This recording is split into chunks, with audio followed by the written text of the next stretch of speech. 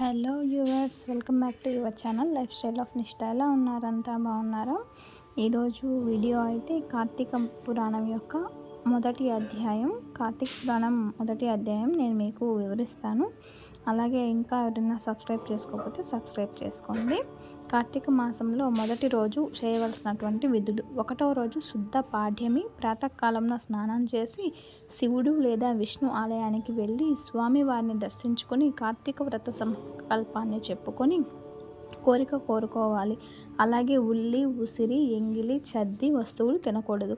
సాయంత్రం దీపారాధన చేసి ఆకాశాన్ని చూడాలి. బంగారం లేదా నెయ్యి దానం చేయాలి. కార్తీక మాసం స్నాన సంకల్ప విధి. నిర్విఘ్నం కురుమే దేవ దామోదర నమోస్తుతే అంటూ ఆచమనం చేయాలి. అలాగే సంకల్పం కూడా చెప్పుకోవాలన్నమాట. తర్వాత మంత్రం. తులా రాసింగతే సూర్యే గంగా త్రైలోక్య పావని సర్వత్ర ద్రవరూపేణ సా సంపూర్ణ భవేత్ తథా. పై మంత్రం చదివి ప్రవాహానికి ఎదురుగాను వాలుగాను తీరానికి దగ్గరలో స్నానం ఆచరించి కుడి చేతి బొటన వేలితో నీటిని ఆచమనం చేసి 3 దోసెట్ల నీళ్లను గట్టుపై చల్లి తీరం చేరి తడి వస్త్రాలను నీరు కారేలా పిండాలి. దీనినే యక్షతర్పణం అంటారు. తర్వాత మడి వస్త్రాలను నామాలను ధరించి వారి వారి కులాచారాల రీత్యా సంధ్యావందనం నెరవేర్చుకోవాలి. నదీ తీరంలో కానీ ఆలయానికి కానీ వెళ్ళి శివకేశవులను అర్చించి ఆవు నేతితో దీపారాధన చేసి అనంతరం స్త్రీలు తులసి మొక్కను దీపాన్ని, పురుషులు కాయలున్న ఉసిరి కొమ్మను దీపాన్ని బ్రాహ్మణులకు దక్షిణ తాంబూలంతో దానం చేయాలి. దానం చేసేవాళ్ళు చెప్పవలసినటువంటి మంత్రం కింద ఇచ్చున్నాను. ఈ మంత్రాన్ని చెప్పుకొని ఆ దీపాలను దానం ఇవ్వాలి. నెక్స్ట్ దానం తీసుకునే వాళ్ళు చెప్పుకోవాల్సినటువంటి మంత్రం అన్నమాట. ఈ మంత్రాన్ని కూడా ఇచ్చున్నాను. ఆ మంత్రం చెప్పుకొని దీపాన్ని తీసుకునే వాళ్ళు చెప్పాల్సినటువంటి మంత్రం అన్నమాట. ఇకపోతే మొదటి రోజు చేయవలసినటువంటి పారాయణం. కార్తీక మహాత్యం గురించి జనకుడు వశిష్ఠుడిని అడగడం. శ్రీ అఖిలాండ కోటి బ్రహ్మాండమునందలి భరతఖండమునందు నైమిసారణ్యంలో అన్ని పురాణాలు పుణ్యచరిత్రలు తెలిపిన గొప్ప మునిపుంగవుడు సూత మహాముని ఒకరోజు సౌనకాది మహామునులు తమకు గురుత్యులైన సూతుని వద్దకు వచ్చి భక్తి శ్రద్ధలతో నమస్కరించి, అయ్యా, తమ వలన అనేక పురాణాలు ఇతిహాసాలు సంగ్రహముగా తెలుసుకున్నాము. ఇప్పుడు మాకు కార్తీక మహత్యం గురించి తెలియచేయవలసిందిగా కోరుచున్నాము అని అడిగారు.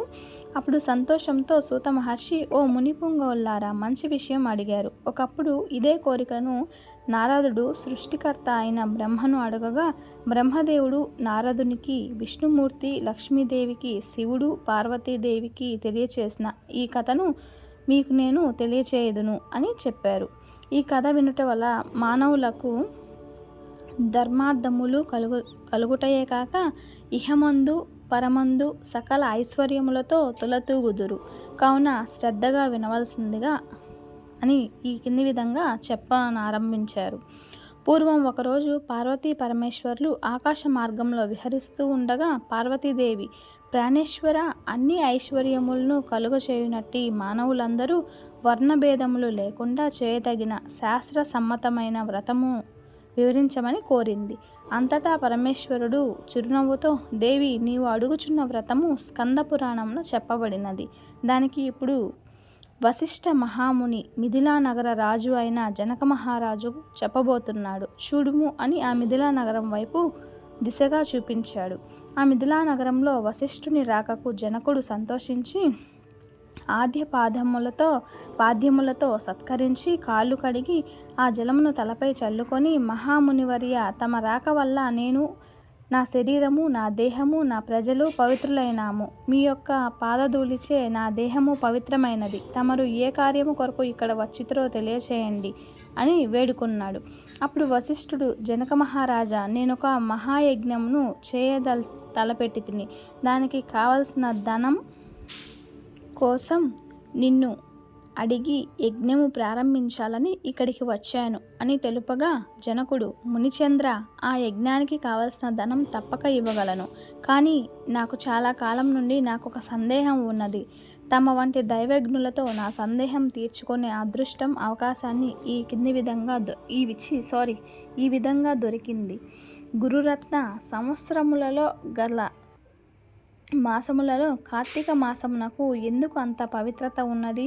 ఆ కార్తీక మాసం యొక్క గొప్పతనం ఏమిటి అని సందేహము నాకు చాలా కాలం నుండి ఉంది. కావున మీరు ఆ కార్తీక మాస మహత్యము గురించి వివరించవలసినది అని ప్రార్థించాడు.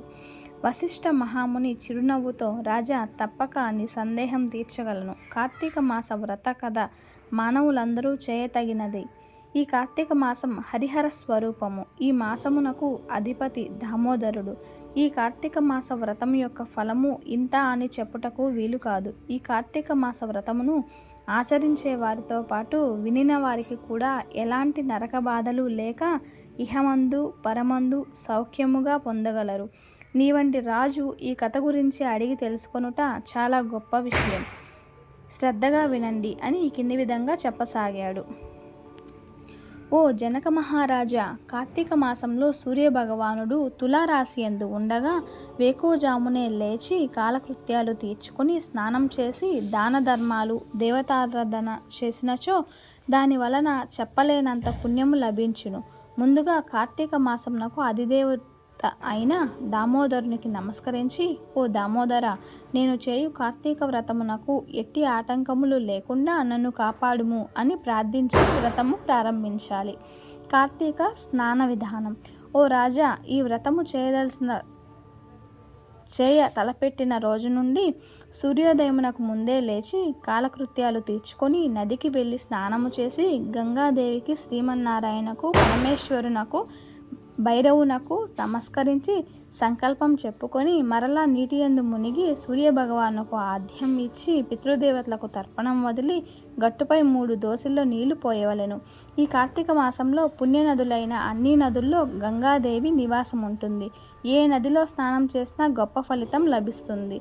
స్నానం చేసిన తరువాత తడిబట్టలు వదిలి మడిబట్టలు కట్టుకొని శ్రీ మహావిష్ణువుకు ఇష్టమైన పువ్వులను తానే స్వయంగా కోసుకొని తెచ్చి నిత్య ధూప దీప నైవేద్యములతో భగవంతునికి పూజ చేసుకొని గంధము తీసి భగవంతునికి సమర్పించి తాను కూడా బొట్టు పెట్టుకోవాలి. తర్వాత అతిథులను పూజించి వారికి తీర్థప్రసాదాలు పెట్టి తన ఇంటి వద్ద కానీ దేవాలయంలో కానీ లేక రావి చెట్టు మొదట్లో కానీ కూర్చుని కార్తీక పురాణం చదవాలి.